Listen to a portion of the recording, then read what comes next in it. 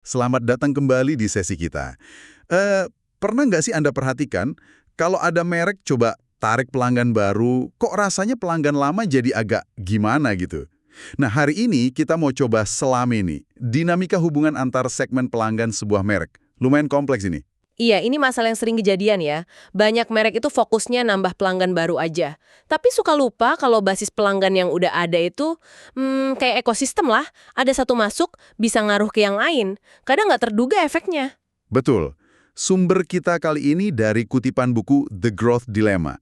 Buku ini ngingetin kita, misalnya kasus Lens End dulu itu loh. Niatnya kan bagus, mau guide anak muda yang fashionista.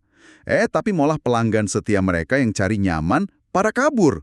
Jadi pertanyaannya, gimana sih cara mengelola interaksi antar kelompok ini biar ya pertumbuhannya tetap sehat gitu? Mari kita coba bedah lebih dalam, yuk.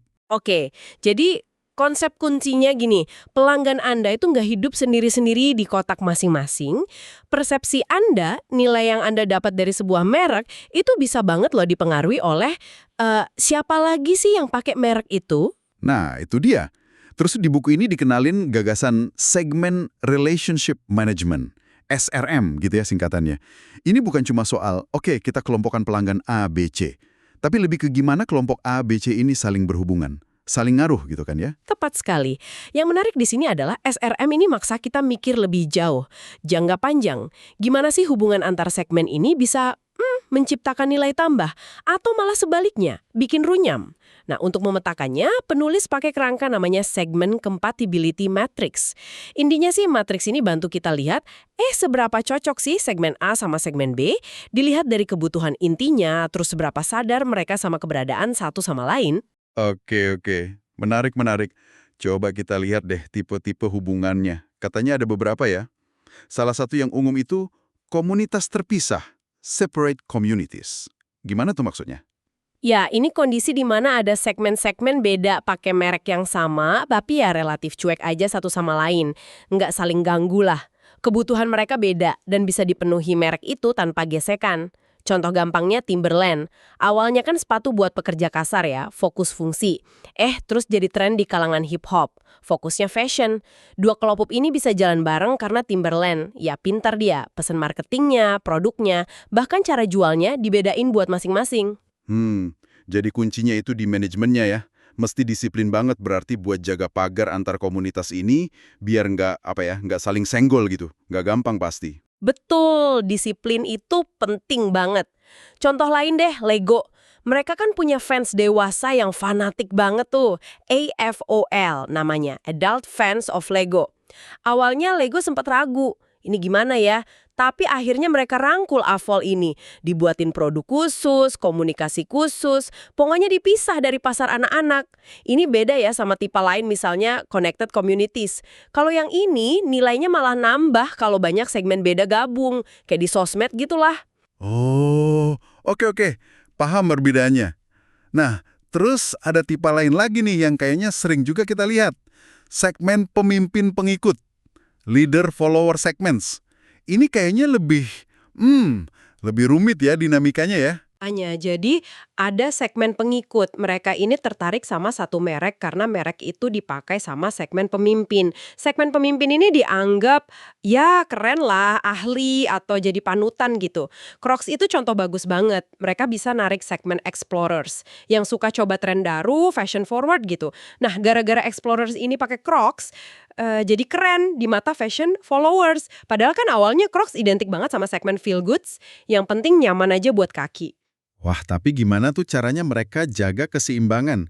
Biar si pemimpin ini nggak ngerasa, ya kok sekarang jadi pasaran banget sih? Waktu pengikutnya mulai banyak, itu kan risiko banget ya. Tentu.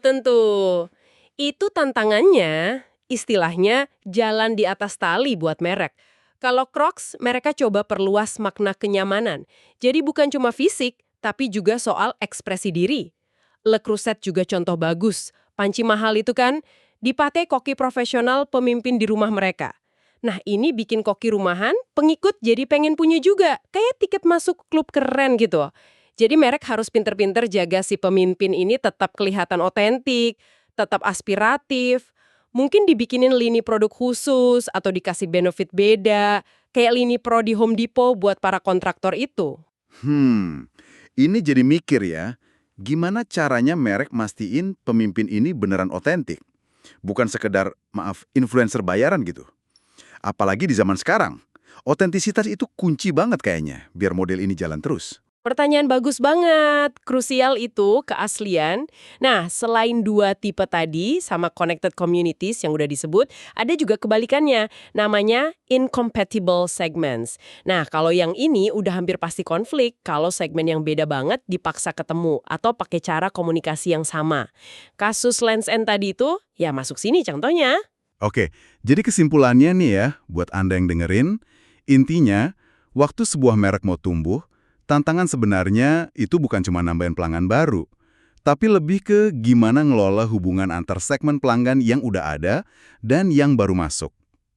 Mereka ini bisa hidup bareng nggak? Bisa saling kasih inspirasi? Atau malah, rawan konflik? Nilai sebuah merek di mata Anda itu bisa jadi berubah loh. Tergantung siapa lagi yang pakai merek itu bareng Anda. Iya, benar. Dan perlu diingat juga, ini bukan kerjaan sekali jadi terus selesai. Pasar berubah, selera pelanggan juga ganti-ganti. Jadi merek mesti terus-menerus pantau dan ya menyesuaikan lagi strategi pengelolaan hubungan antar segmen ini. Dinamis banget prosesnya. Nah, sebagai penutup nih, coba deh Anda renungkan sebentar. Untuk merek-merek yang biasa Anda pakai, gimana sih kehadiran pengguna lain itu ngaruh ke cara Anda lihat atau pakai merek itu? Apa Anda ngerasa jadi bagian dari komunitas terpisah yang cuek aja? Atau mungkin Anda merasa jadi pengikut yang terinspirasi? Atau ada dinamika lain? Coba direnungkan, siapa tahu bisa kasih perspektif baru soal merek di sekitar kita.